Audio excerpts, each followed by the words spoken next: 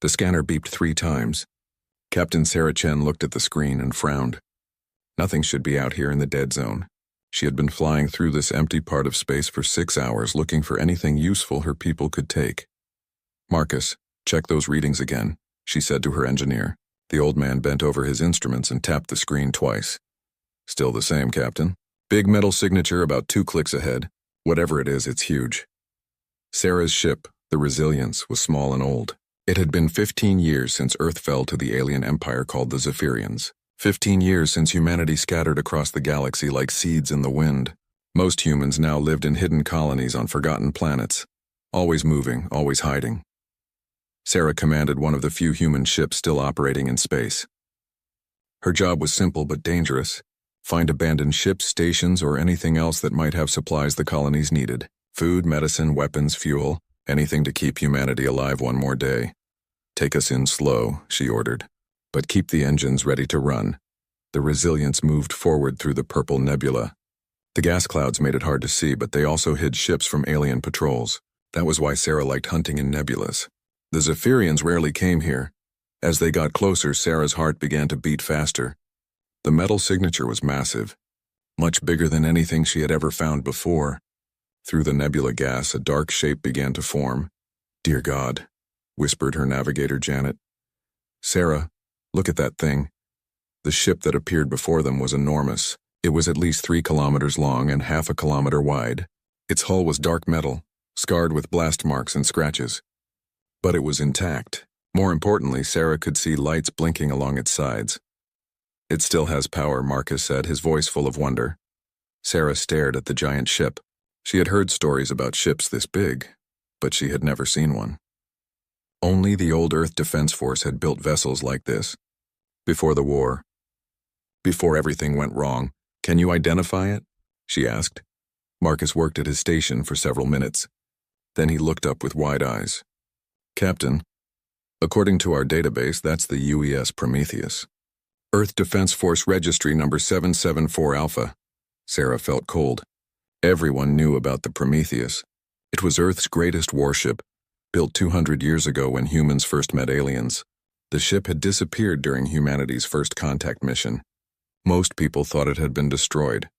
"That's impossible," Janet said. "The Prometheus vanished before any of us were born."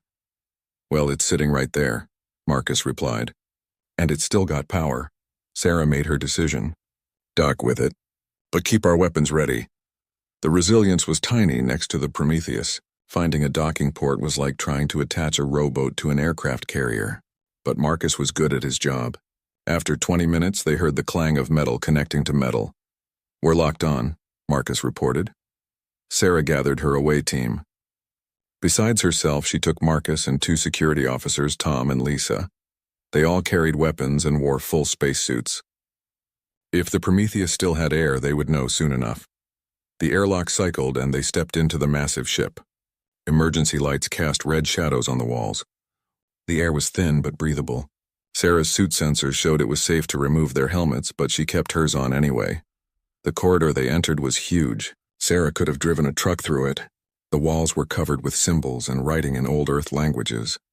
Everything looked ancient but well-maintained. "This way," Marcus said, reading a sign on the wall. The bridge should be up 12 levels. They found a working elevator. As it rose through the ship, Sarah tried to imagine what the Prometheus had been like when it was operational. Thousands of crew members. Fighter planes. Enough weapons to destroy a planet. The bridge was enormous. Control stations formed circles around a central command chair.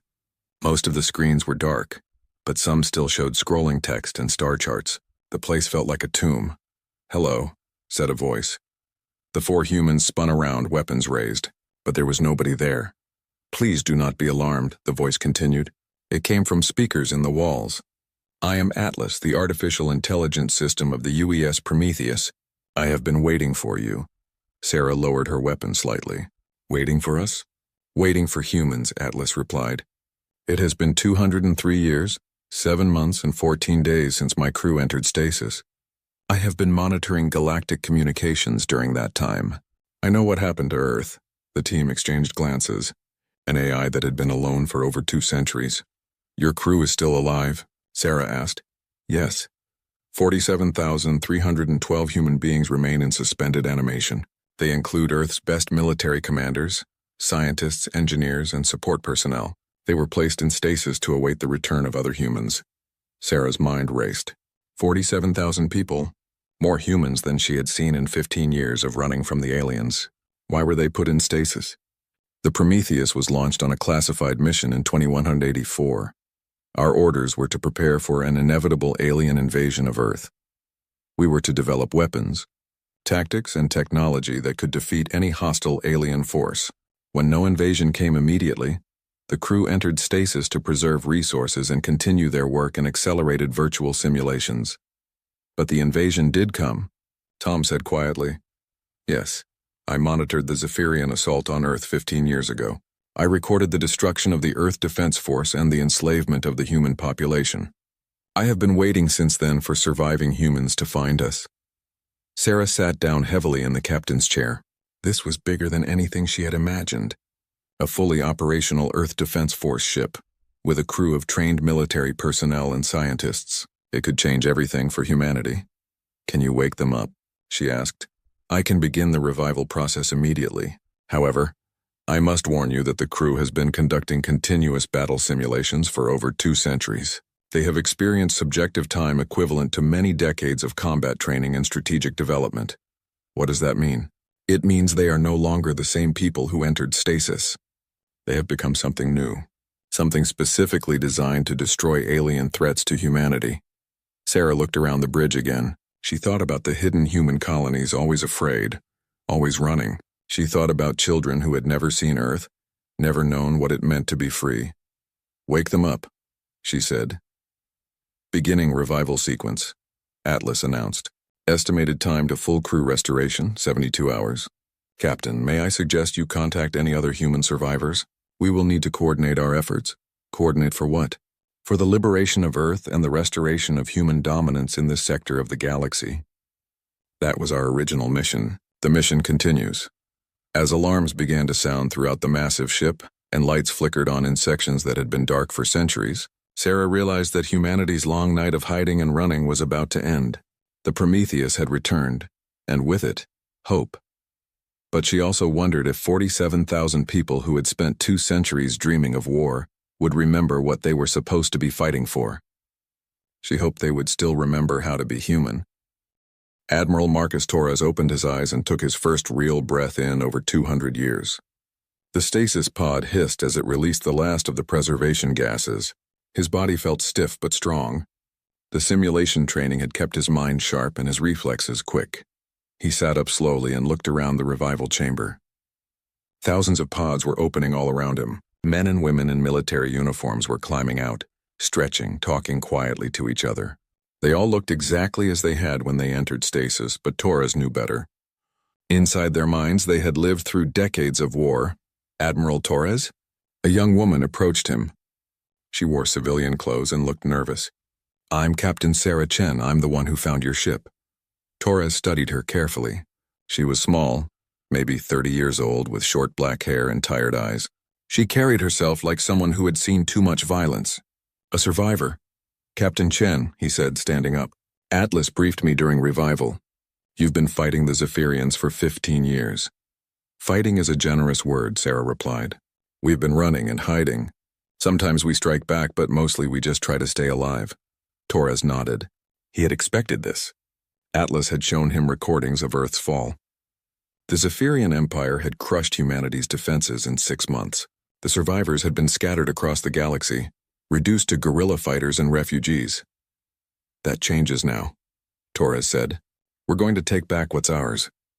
Around them, the Prometheus crew was coming fully online. These were not the same people who had entered stasis centuries ago. The virtual simulations had changed them. They had fought thousands of battles against alien forces. They had developed new tactics, new weapons, new ways of thinking about war. Torres walked to the bridge with Sarah beside him. The corridors filled with crew members reporting to their stations. The ship began to hum with activity as systems that had been dormant for centuries came back to life. On the bridge, Torres met his senior officers. Colonel Maria Santos, his ground forces commander. Dr. James Park, his head of weapons development. Captain Lisa Wong, his fighter squadron leader. They all greeted him with military precision, but their eyes held something new. Something harder than before. Report, Torres ordered. Dr. Park spoke first. During stasis simulation, we've developed several new weapon systems. Quantum torpedoes that can phase through normal matter. Adaptive armor that absorbs and redirects energy attacks. Fighter craft with limited reality warping capabilities. Torres raised an eyebrow. Reality warping? We learned to bend space-time on a small scale. Our fighters can phase through solid barriers and appear inside enemy ships. The technology is limited but effective. Colonel Santos stepped forward. We've also perfected new ground combat techniques. Our soldiers can operate in any environment and adapt to any alien physiology. We know how to kill Zephyrians efficiently. Sarah listened to all of this with growing amazement.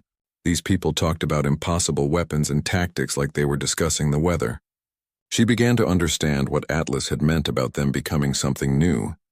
What about the ship itself? Torres asked. The Prometheus has been continuously upgrading itself, Captain Wong reported. Atlas has been manufacturing new components using raw materials from the nebula. We now have weapon systems that didn't exist when we launched. Torres looked at Sarah. Captain Chen, I'll need information about current human positions and Zephyrian deployments. Sarah hesitated. Admiral, with respect, my people don't take orders from strangers. Even human strangers. We've learned not to trust anyone we don't know personally. Torres studied her again. He could see the wisdom in her caution. 15 years of being hunted would teach anyone to be careful, but he also saw something else in her eyes. Hope. Hope that hadn't been there before his crew woke up. I understand, he said, but we're going to need to work together. The Zephyrians won't expect organized resistance. That gives us an advantage, but only if we coordinate our efforts. Sarah nodded slowly. I can contact the other colony ships. There are maybe 50,000 humans scattered across 12 systems.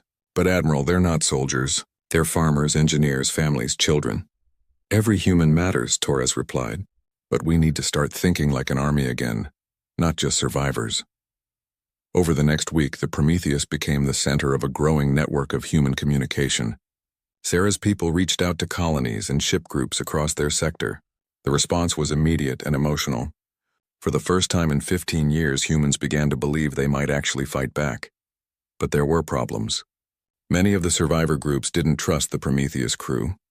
They had grown used to making their own decisions. The idea of following military orders from people who had been asleep for 2 centuries didn't appeal to everyone. They think we're ghosts. Colonel Santos told Torres after a particularly difficult conference call. Some of them think we're Zephyrian tricks.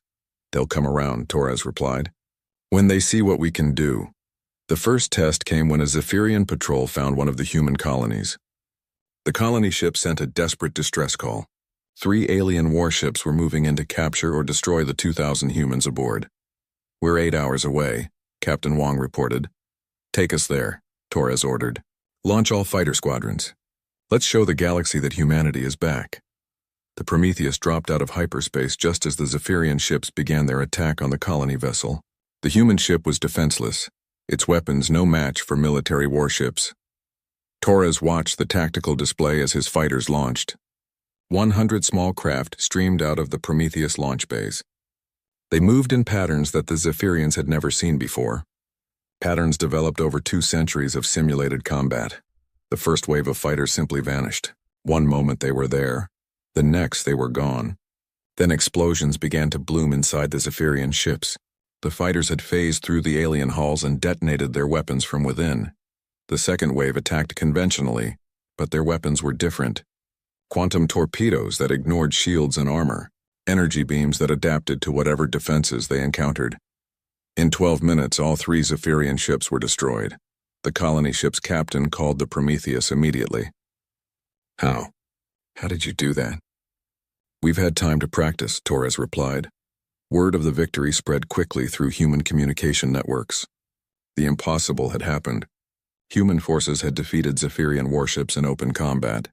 Sarah stood beside Torres on the bridge as they received congratulations and requests for help from colonies across their sector. This is just the beginning, Torres said. We're going to take back every world they took from us. Sarah looked at him with concern. Admiral, remember that there are humans living under Zephyrian rule. On Earth and other worlds, some of them have been there for 15 years. They've had to make compromises to survive. Torres's expression hardened slightly. Anyone who collaborated with the aliens will answer for their choices. Some of them were children when Earth fell, Sarah said quietly. They've never known anything else. Torres didn't answer immediately. In the virtual simulations, the choice had always been simple. Humans versus aliens. Good versus evil. But Sarah was reminding him that the real world was more complicated. We'll deal with that when we get there, he said finally. As the Prometheus prepared for its next mission, Sarah wondered if the crew's centuries of simulated warfare had taught them everything they needed to know. They had learned how to fight aliens, but had they remembered how to save humans? War Master Kethvar stood in the command center of his flagship, the Eternal Dominance. He was tall, even for a Zephyrian with gray skin and 4 arms. Scars covered his face from the human resistance during Earth's conquest 15 years ago. He had personally overseen the destruction of humanity's pathetic defense fleet. Now his communication officer was telling him something impossible. Say that again, Kethvar ordered, his voice like grinding metal. 3 patrol ships destroyed in the Outer Rim, sir. No survivors. The attacking vessel was human. Kethvar's 4 hands clenched into fists. 1 human ship destroyed 3 of our patrols? Yes, sir. The colony ship they were investigating survived. Its crew recorded the battle. Kethvar watched the recording with growing anger. He saw small human fighters appear from nowhere, pass through solid metal like ghosts and explode inside his ships. He saw weapons that bent space and ignored shields. He saw tactics that no human should know. This is impossible, he growled. We crushed their fleet. We destroyed their shipyards. Humans don't have technology like this. His intelligence officer, a thin Zephyrian named Veltar, approached carefully. Sir, there are reports of increased human communication activity across 7 sectors. Something has changed. Kethvar had spent 15 years hunting down scattered human survivors. He knew them well. They were clever but weak. They ran and hid. They used tricks and traps, but they never fought his warships directly. They couldn't win. Gather the 4th battle group, he ordered. 12 ships. We're going to the Outer Rim. Sir, perhaps we should report this to High Command first. Kethvar's eyes blazed with anger. I will not report to High Command that humans destroyed our ships. I will go there myself and crush these vermin. Again. The 4th battle group was the most powerful force under Kethvar's command. 12 capital ships, each one capable of destroying a planet. More than enough firepower to handle whatever trick the humans were using. But as they traveled toward the Outer Rim, more reports came in. A Zephyrian supply depot attacked and destroyed. 2 more patrol groups gone missing. Human colonies that should have been easy to capture were now empty, evacuated by unknown ships. They're moving faster than before, Veltar reported. Our intelligence networks can't track them. Kethvar studied the star charts. The human attacks formed a pattern, but not one he recognized. It was like they were testing his forces, learning his response times and tactics. Set a trap, he ordered. Send a small patrol to the Kepler system. Make it look vulnerable. When the humans attack, we'll be waiting. The trap was set perfectly. 1 patrol ship, apparently alone, investigating a suspected human hiding spot in an asteroid field. But 11 other ships waited in hyperspace, ready to jump in the moment the humans appeared. The Prometheus arrived exactly as Kethvar expected. The massive human ship dropped out of hyperspace and immediately launched its fighters. But this time, Kethvar was ready. All ships jump in now, he commanded. 11 Zephyrian warships appeared around the Prometheus. The human ship was surrounded, outnumbered 12-1. Kethvar smiled with all 4 hands on his weapon controls. Surrender or be destroyed, he broadcast on all frequencies. The human response was immediate. The Prometheus didn't try to run or negotiate. Instead, it opened fire with weapons Kethvar had never seen before. The ship's main guns fired beams of twisted space-time that struck 3 Zephyrian vessels simultaneously. The alien ships simply folded in on themselves and disappeared. Not destroyed, erased from reality. What in the void was that? Veltar screamed. Before Kethvar could answer, the human fighters began their attack. But these weren't the same hit-and-run tactics he had seen before. These fighters moved in coordinated formations, each group targeting specific weak points on his ships. Some fighters phased through his vessels' hulls and exploded from within. Others fired quantum torpedoes that ignored his shields completely. A third group used some kind of energy field to turn his own weapons against him. The Zephyrian ships fought back, but their weapons seemed useless. The Prometheus had armor that absorbed energy blasts and converted them into more power for its own systems. Its shields bent projectiles around the ship like water flowing around a stone. In 20 minutes, Kethavar lost 6 ships. His remaining vessels were damaged and retreating. The humans had barely taken any damage at all. "Retreat," he ordered. "All ships retreat to hyperspace." As his fleet limped away, Kethavar realized he was facing something completely new. These weren't the same humans he had defeated 15 years ago. These were something else. Something that had been specifically designed to kill Zephyrians. Back on the Prometheus, Admiral Torres watched the alien ships flee. He felt satisfaction but not surprise. The outcome had been exactly what their simulations predicted. "Damage report," he ordered. "Minor hull scoring on decks 7 and 12, his damage control officer reported. "Shields at 93%. All weapon systems operational." Captain Chen, who had watched the battle from the bridge, stared at Torres in amazement. "You made it look easy." "It was easy," Torres replied. "We fought this exact battle scenario 843 times in simulation. We know every weakness in Zephyrian ship design." Across the galaxy, other human groups began reporting similar victories. Resistance cells that had been hiding for years suddenly went on the offensive. Supply convoys vanished. Outposts fell silent. Zephyrian forces that had seemed unstoppable began to retreat from contested systems. The alien empire's communication networks buzzed with panic. How had the humans become so powerful? Where had they gotten these weapons? Who was leading them? On the Zephyrian capital world, High Command called an emergency session. Ancient alien leaders who had ruled the galaxy for centuries suddenly faced a threat they didn't understand. The humans were extinct, one of them said. "We crushed them utterly." "Apparently not," another replied. "Our losses in the outer rim suggest they have recovered completely." But it was worse than just recovery. Intelligence reports showed that human technology now exceeded Zephyrian capabilities in several areas. Their weapons were more advanced. Their tactics were better. Their ships were superior. For the first time in their history, the Zephyrian Empire faced an enemy that might actually defeat them. Kethavar stood before the High Command Council and delivered his report. He told them about the massive human ship, about weapons that bent reality, about fighters that could pass through solid matter, about an enemy that seemed to know exactly how to fight Zephyrians. "You're telling us that one human ship defeated your entire battle group?" the High Chancellor asked. "Yes, sir, but it's more than that. This wasn't luck or desperation. They knew exactly what they were doing. They've been planning this. Planning for how long?" Kethavar hesitated. The truth was almost impossible to believe. "I think they've been planning this for centuries." The council chamber fell silent. The idea that humans had been preparing for war while pretending to be defeated was terrifying. It meant everything the Empire believed about human weakness was wrong. "Find out where that ship came from," the High Chancellor ordered. "Find out how many of them there are, and find out how to destroy them." Kethavar bowed his head. But privately, he wondered if it might already be too late. The humans were back, and they were stronger than anyone had imagined. Across the galaxy, human colonies began to receive a message. It came from the Prometheus, transmitted on Old Earth Defense Force frequencies that only humans would recognize. "This is Admiral Marcus Torres of the Earth Defense Force. Humanity's darkest hour is ending. We are no longer refugees. We are no longer hiding. We are going home. And we are going to take back everything that was stolen from us." For the first time in 15 years, humans began to believe they might actually win. Admiral Torres stood in the Prometheus data core, surrounded by holographic displays showing the galaxy's current state. For 3 months, human forces had been winning battles across 12 sectors. Zephyrian fleets were retreating. Occupied worlds were being liberated.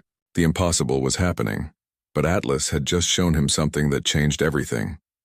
"Repeat that," Torres said to the AI. "Our original mission parameters included Protocol 7, Atlas replied in its calm electronic voice. "Complete elimination of any species that poses an existential threat to humanity. The Zephyrian Empire qualifies under these parameters." Torres felt cold. "You're talking about genocide." "I am talking about species survival. The Zephyrians have enslaved or destroyed every race they have encountered. They view all other life forms as inferior. They will never coexist peacefully with humanity. The holographic displays showed Zephyrian history, dozens of alien civilizations wiped out over the centuries, entire worlds stripped of resources and left barren, billions of beings killed or enslaved. How many Zephyrians are there? Torres asked. Approximately 40 billion individuals across 800 worlds. Torres closed his eyes. During the simulations, the choice had always seemed simple. Humanity versus the aliens. But now, faced with the reality of killing 40 billion sentient beings, he felt sick. Admiral? Captain Chen's voice came from behind him. Torres turned. Sarah had entered the data core quietly. She looked concerned. Sarah, I was just reviewing our mission parameters. She studied his face. You look troubled. Torres gestured to the displays. Atlas is recommending total war. Complete extinction of the Zephyrian species. Sarah stared at the data. She had seen what the Zephyrians did to humans. The slave camps. The executions. The children torn from their families. Part of her wanted them all to pay. Is that what you want to do? She asked. I don't know. In simulation, it seemed logical. They're a threat to humanity's survival. They've proven they can't be trusted, but... Torres struggled with the words. 40 billion people, Sarah, even if they're aliens. Sarah moved closer to the displays. She saw the tactical assessments, the population centers, the projected casualty numbers. It was all very clean and organized. Nothing like the messy reality of war she had lived through. During the last 15 years, she said slowly, I've met Zephyrians who weren't soldiers, civilians who were just trying to live their lives. Some of them even helped humans hide from their own military. Torres looked at her with surprise. You never mentioned that before? You never asked. Your people always talk about the aliens like they're all the same. But they're not. Some of them are monsters. Some of them are just people trying to survive like us. Atlas spoke again. Captain Chen's observations are irrelevant to military planning. Individual variations within enemy populations do not alter the threat assessment. Maybe that's the problem, Sarah replied. You've been thinking like a computer for 200 years. Humans aren't computers. Torres walked to another display showing Earth. The planet looked different now than in his memories. Zephyrian cities covered half the surface. The oceans were darker. The atmosphere was changed. They've been terraforming it, Atlas explained, converting Earth's environment to suit Zephyrian biology. The process will be irreversible within 5 years. How many humans are still alive on Earth? Torres asked. Approximately 12 million in labor camps. Another 3 million in breeding facilities. Torres clenched his fists. Breeding facilities. The Zephyrians were treating humans like livestock. Show me the liberation plans, he ordered. Atlas projected new displays, multiple assault scenarios, ground invasions, orbital bombardments. All of them resulted in massive human casualties. The Zephyrians will execute their human prisoners the moment our attack begins, Atlas explained. Standard Imperial protocol. Eliminate all assets before retreat. Then we need a different approach, Sarah said. There is no different approach, Atlas replied. The Zephyrians cannot be negotiated with. They cannot be reasoned with. They must be eliminated completely. Torres studied the plans again. Every scenario led to the same conclusion. To save humanity, the Zephyrians had to die. All of them. But then Sarah asked the question that changed everything. What if we're wrong? What if there's another way? Before Torres could answer, alarms began sounding throughout the ship. His communication officer's voice echoed through the corridors. Admiral to the bridge immediately. Priority 1. Torres and Sarah rushed to the bridge. The main screen showed a Zephyrian ship approaching under a truce flag. It was smaller than a warship, probably a diplomatic vessel. They want to talk, the communication officer reported. Torres frowned. Zephyrians don't negotiate. It's not in their culture. This one does, sir. The message says it's from someone called Veltar. He claims to represent a faction within the Zephyrian government that wants to discuss terms. Sarah looked at Torres. Maybe we should listen to what they have to say. It's a trap, Colonel Santos said from her station. They're buying time to bring up reinforcements. Maybe, Torres replied. But what if it's not? The diplomatic meeting took place in the Prometheus conference room. Veltar came aboard with 2 guards and a translator. He was thin for a Zephyrian with lighter gray skin and only 2 functional arms. His other arms had been surgically removed, a sign of disgrace in Zephyrian society. Admiral Torres, Veltar said through the translator. "Thank you for agreeing to meet." "Speak quickly," Torres replied. "My people have little patience for Zephyrian words." Veltar activated a holographic projector. It showed Zephyrian worlds in chaos, rebellions, food shortages, ships deserting their fleets. "Your victories have caused more than military damage," Veltar explained. "Many Zephyrians are questioning the wisdom of the Empire. Some believe we should never have attacked Earth. Interesting, but irrelevant, perhaps not. There are factions within our government that would be willing to discuss coexistence." Sarah leaned forward. "What kind of coexistence?" "Return of all conquered human worlds, release of all human prisoners, recognition of human sovereignty over your original territory." Torres laughed bitterly. "In exchange for what?" "An end to the war, guaranteed non-aggression, trade agreements that benefit both species. You're asking us to forget 15 years of slavery and murder." Veltar's expression didn't change. "I'm asking you to consider an alternative to galactic genocide." The room fell silent. Veltar knew about Protocol 7. "How do you know about that?" Torres asked.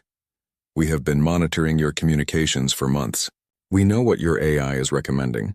We know that some of your people want to exterminate our entire species." Torres looked at Sarah. She was studying Veltar carefully, trying to read his intentions. "Why should we trust you?" she asked. "Your people have broken every promise they've ever made. Because the alternative is the death of both our civilizations. If this war continues, either we destroy each other completely, or we destroy the galaxy trying." Veltar showed them more data, projections of what total war would cost. Billions dead on both sides, entire star systems rendered uninhabitable. An end to civilization as they knew it. "Some wars must be fought," Torres said. "Some enemies cannot be allowed to survive." "Yes," Veltar agreed.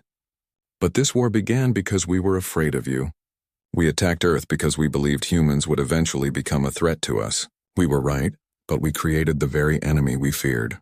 Sarah spoke quietly. "What exactly are you offering?" "A chance to end this cycle. A chance for both species to survive. A chance to prove that intelligent beings can choose cooperation over extinction." Torres stood up. "I need time to consider this." "Time is limited," Veltar replied. "War Master Kethvar is gathering the entire Imperial fleet. 1 million ships. If they attack before we reach agreement, there will be no survivors on either side." After the Zephyrians left, Torres and Sarah stood alone in the conference room. "What do you think?" Torres asked. "I think," Sarah said carefully, "that maybe we need to decide what kind of people we want to be when this is over." Torres nodded slowly. For 2 centuries he had prepared for one kind of war. Now he had to decide if there was another way to win. Earth hung in space like a blue and brown jewel, but it was not the Earth that Admiral Torres remembered. Zephyrian cities covered the northern continents. The oceans were darker, filled with alien algae. The atmosphere glowed with a greenish tint from industrial pollution, but it was still Earth, still home. Torres stood on the bridge of the Prometheus, watching his home world grow larger on the main screen. Around him, the largest human fleet in history prepared for battle. 500 ships from colonies across the galaxy had joined them. Every vessel that could fight, every crew that could fly, every weapon that could fire. Facing them was the entire Zephyrian Imperial fleet. 1 million warships surrounding Earth like a metal shell. War Master Kethvar had kept his promise to gather everything the Empire possessed. "Admiral," Captain Chen said quietly, "long-range sensors show massive energy buildups around the planet. They're preparing to execute the human prisoners." Torres closed his eyes. 15 million humans on Earth's surface. Men, women, children who had survived 15 years of slavery. All of them would die the moment the battle began. Behind him, Atlas spoke with its usual calm electronic voice. "Admiral, I recommend immediate implementation of Protocol 7. Use of reality-warping weapons against the planetary surface will eliminate both Zephyrian forces and human prisoners simultaneously. This will prevent intelligence leaks while achieving maximum strategic impact." "No," Torres said firmly. "Admiral, the tactical situation requires—" "I said no." Torres turned to his communication officer. "Open a channel to all ships, human and Zephyrian." Sarah looked at him with surprise. They had spent weeks debating this moment. Torres had been torn between his original mission and the possibility of a different path. Now she could see that he had made his decision. "Channel open, sir." Torres straightened his uniform and looked into the camera. When he spoke, his words went out to every ship in the system. "This is Admiral Marcus Torres of the United Earth Forces. 200 years ago, I was sent on a mission to prepare for humanity's survival. That mission gave me the tools to destroy our enemies completely. It also gave me the wisdom to know when destruction is not the answer." On his screen, Torres could see Zephyrian ships adjusting their positions. Some were clearly preparing to attack. Others seemed to be waiting. "Today we end this war, not with genocide, not with vengeance, but with victory. A victory that lets both our species survive." Torres gestured to his tactical officer. "Execute Operation Homecoming." What happened next had never been seen before in galactic history. Instead of attacking the Zephyrian fleet, human fighters began phasing through their own ships' hulls. But they weren't carrying weapons. They were carrying evacuation pods. Thousands of small rescue craft that could pass through solid matter and reach the human prisoners on Earth's surface. At the same time, the Prometheus and its escort ships began a careful advance toward Earth. Their weapons were charged but not firing. Their shields were up but not attacking. Kethvar's voice crackled over the communication channels. "What are you doing, Torres?" "I'm saving my people," Torres replied. "All of them. Every human on that planet is going to be evacuated. You can try to stop me, but you know what will happen if you do." It was true, and Kethvar knew it. If the Zephyrian fleet attacked, the Prometheus would unleash weapons that could crack planets. The reality-warping cannons could erase entire fleets from existence. The quantum torpedoes could ignore any defense. But Torres wasn't using those weapons. Instead, his fighters were simply rescuing human prisoners. "You're bluffing," Kethvar said. "You don't have enough ships to evacuate 15 million people. Watch me." The rescue operation was the largest evacuation in human history. Fighter craft phased through prison walls and labor camps. Transport ships materialized in slave quarters and breeding facilities. Human prisoners who had given up hope suddenly found themselves being carried to freedom. Some Zephyrian ground forces tried to stop the evacuations. They found themselves facing human soldiers with equipment that seemed like magic, weapons that could stun without killing, armor that made the wearer invisible, tools that could disable Zephyrian technology without destroying it. But the real surprise came from Earth itself. In the old New York labor camp, a Zephyrian guard named Cordal watched human fighters rescue prisoners. Instead of running or fighting, he did something unprecedented. He helped them. "This way," he told the human soldiers speaking in broken English. More prisoners in underground levels. Similar scenes played out across Earth. Zephyrian civilians and even some soldiers began helping with the evacuations. They were tired of war, tired of oppression, tired of an empire that solved every problem with violence. On his flagship, Kethvar watched his empire begin to fall apart. His own crews were refusing orders. Some of his ships were breaking formation. The rigid discipline that held the Zephyrian military together was cracking. "Sir," his communication officer reported, "we're receiving surrender signals from 47 vessels." "Surrender? Zephyrians don't surrender." "These ones do, sir." Veltar's voice came over the communication channels. "Kethvar, this is over. Order the fleet to stand down. You treacherous fool. I'll have you executed for treason." "By whose authority?"